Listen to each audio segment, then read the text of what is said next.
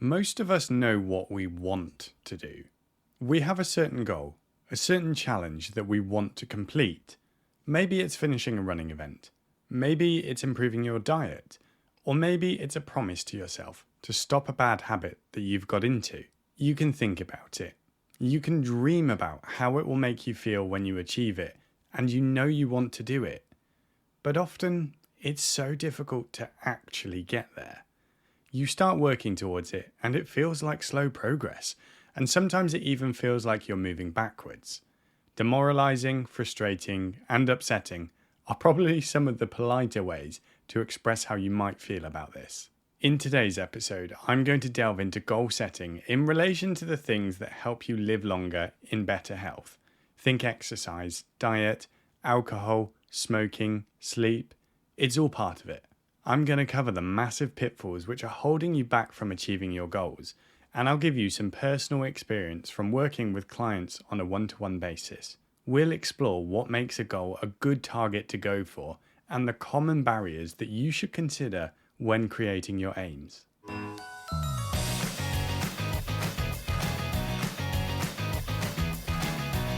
Hey, and welcome to Vegetarian Health and Longevity, the podcast where we cover amazing topics that help vegetarians live longer in better health. I'm your host, James LeBague, and I get to interview expert guests and also share my own experiences working as a sports nutritionist and as an advanced clinical practitioner in family medicine.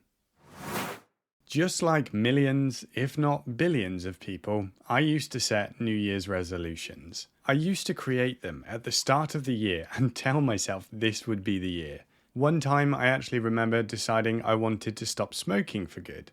I never smoked that frequently, but it was something I wanted to pack up forever and leave in the past. But whatever it was, I'd usually do pretty well for the first couple of weeks, maybe the first month or so. And sometimes I would complete my resolution. Other times I'd fail miserably. And I say fail there in loose terms because I don't think it's a fair thing to say, and this is something I'll come back to later. I didn't really know what I was doing, and I was sabotaging myself from the start. And as we're going to talk about in this episode, if I had applied what I know now, it would have been a completely different story. But first, we should talk about goals in general. What even are they? Now bear with me, because that might seem like way too simple a question. Goals are a target or challenge that you set and plan to complete at some point in the future. It's pretty obvious. But in order to set realistic goals, I think it's important to understand more about the different types of goals and how they tie into the psychological aspects. Because without that, it becomes even harder to set and accomplish achievable goals. The first type of goal are those immediate objectives we set when we want to achieve something tangible in the near future. They're our short-term goals. For example, if you're training for a marathon, a short-term goal might be to increase your weekly mileage by 10% every week.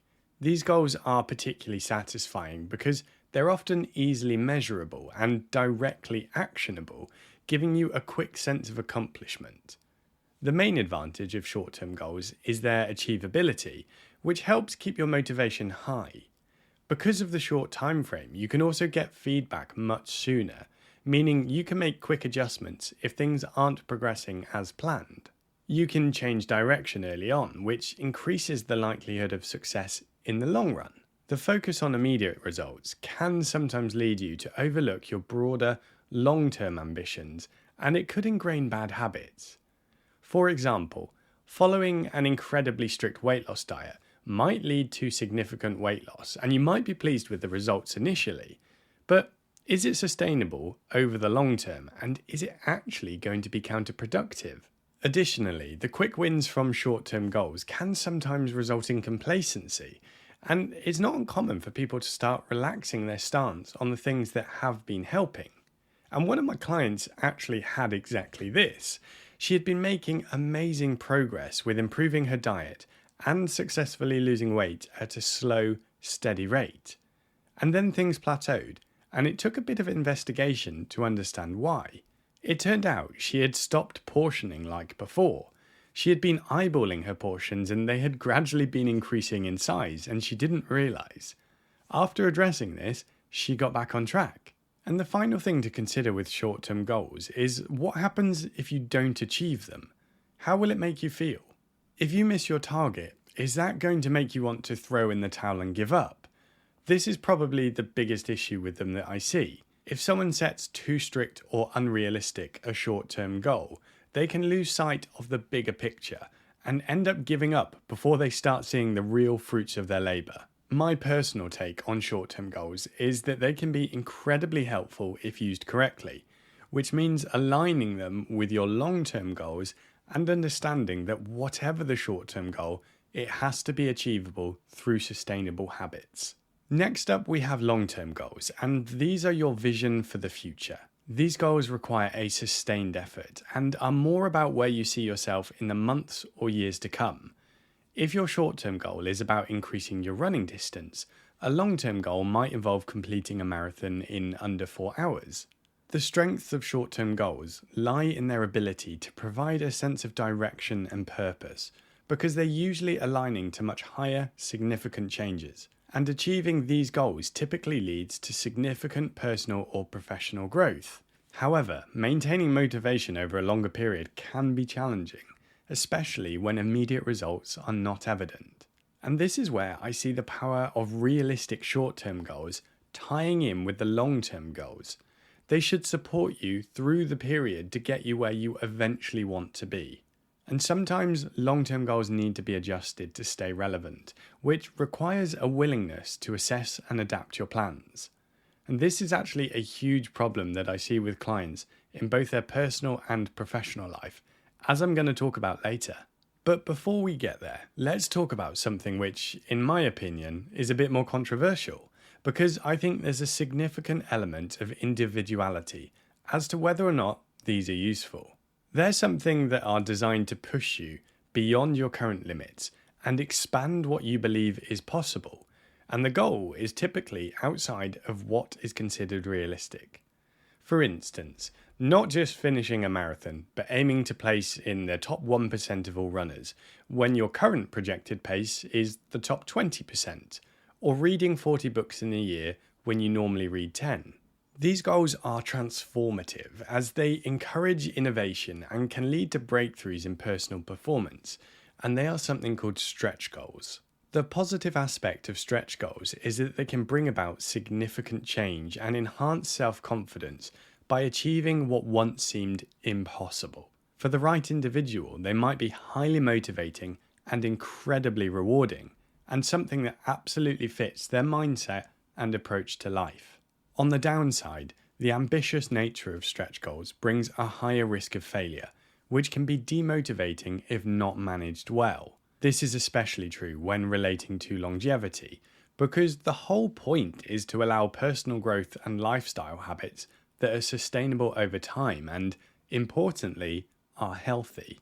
If you set too ambitious a stretch goal, or one that requires real sacrifice to get there, think significant weight loss or significant improvement in sport, the focus can be extreme. This can easily lead to burnout or adopting practices which aren't actually the best in the long term.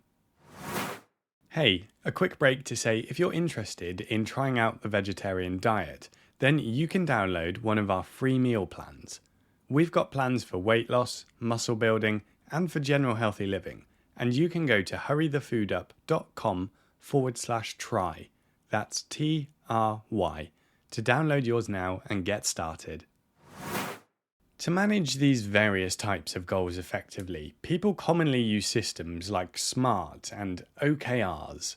Both of these are acronyms, and SMART stands for specific, measurable, achievable, relevant, time-bound. OKRs stand for objectives and key results. Both of these can be useful for setting goals, but they're subtly different. The SMART criteria help ensure that each goal is well defined and quantifiable, ideal for short-term objectives where you have a clear goal that you want to complete. Here, think of aiming to lose 0.5 kilos of weight per week, or reading one book a month. They are very easy to track, have a time-bound element, and are realistic. OKRs are commonly used with broader objectives in mind, and are often used in organisational settings to connect individual efforts with group outcomes. The aim is to link the objective, which is often a wider goal, to the key results which help you get there, essentially creating a stepping stone project of one result after another to get you to the greater objective. So your overall objective might be to lead a healthier lifestyle, with your key results being exercise 5 times a week, creating a fresh meal for dinner every day, and reading a positive mindset book every month. So they're smaller, actionable items that lead to a broader change. From my own personal experience and working with clients, I think there's a huge individuality in terms of which is the most helpful, because it depends on what stage someone is at in their motivation, in terms of their ability to deal with setbacks and what their goal is. I tend to lean towards the SMART goal method because I think setting clearly defined, achievable goals tends to lead to better results, at least within the healthy living sphere.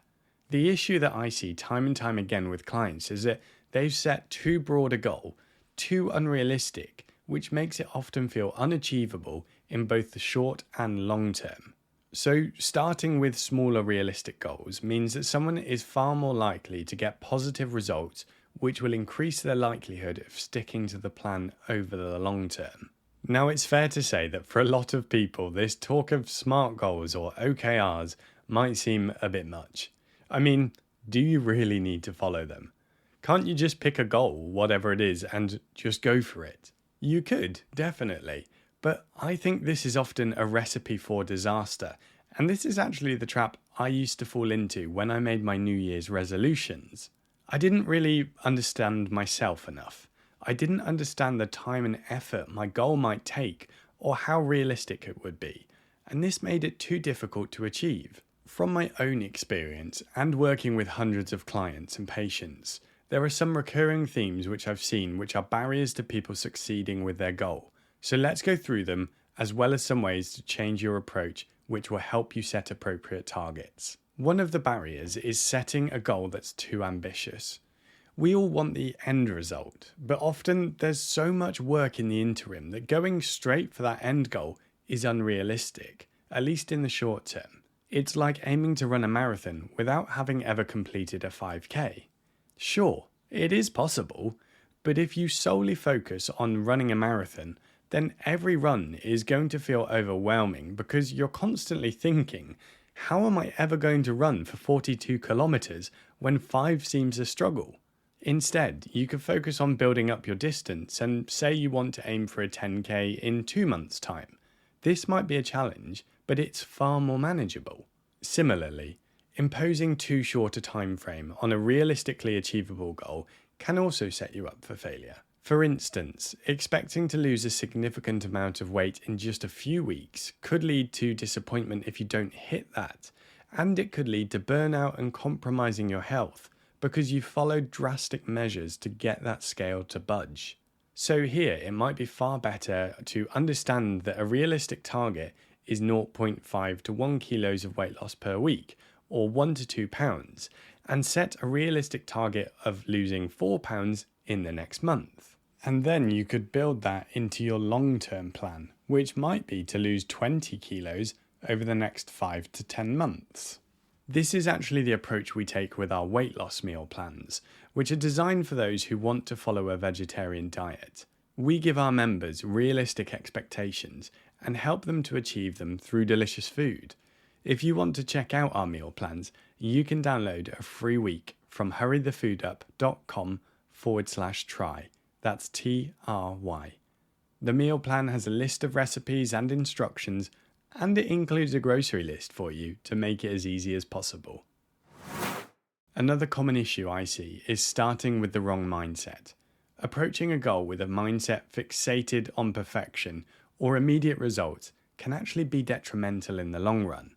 It's crucial to start with a mindset that values progress and learning rather than just outcomes. So in relation to following a healthier lifestyle, it might be valuing the positive benefits that aren't directly related to your goal. So if your goal is to lose weight, rather than just focusing on the scale, noticing how you feel more energized, how stairs have become easier, or you've started sleeping better.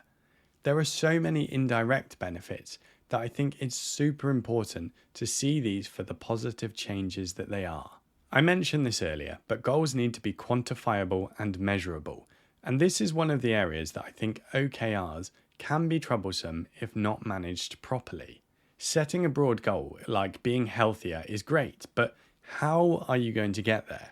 What are you tracking that is aligning with your goal? Are you getting any feedback? There are lots of quotes along the similar line of what gets measured gets managed. And while I think measurement isn't useful in every scenario, I think it is incredibly useful in relation to what we've been talking about today. Imagine wanting to increase your strength in the gym, but not being able to see what weight you're lifting. And you don't record how many reps or sets you do of the exercise. Or wanting to lose weight, but not measuring your weight or any other marker. In order to understand whether you're actually making progress, you need to measure, which is why I think it's incredibly powerful and useful in a health context. Another problem which people sometimes face is being too rigid. When you're too strict with your goals and unwilling to adapt to life's changes, it can lead to frustration. This is particularly important with weight loss, and it's something we talk about with our customers in Hurry the Food Up. Life isn't static, and neither should your approach to achieving goals be. Flexibility allows you to adjust your strategies as you learn what works best for you, and giving yourself some leeway when things are particularly challenging. Lastly, an honest assessment of your abilities is crucial. Overestimating what you can achieve in the short term or underestimating the effort required can lead to setbacks. Being realistic helps in setting appropriate milestones and ultimately achieving your goals in the long run. When it comes to longevity, like improving your diet, exercising more, or giving up smoking, these goals aren't just about reaching a single destination. They're about sustainable, long-term changes.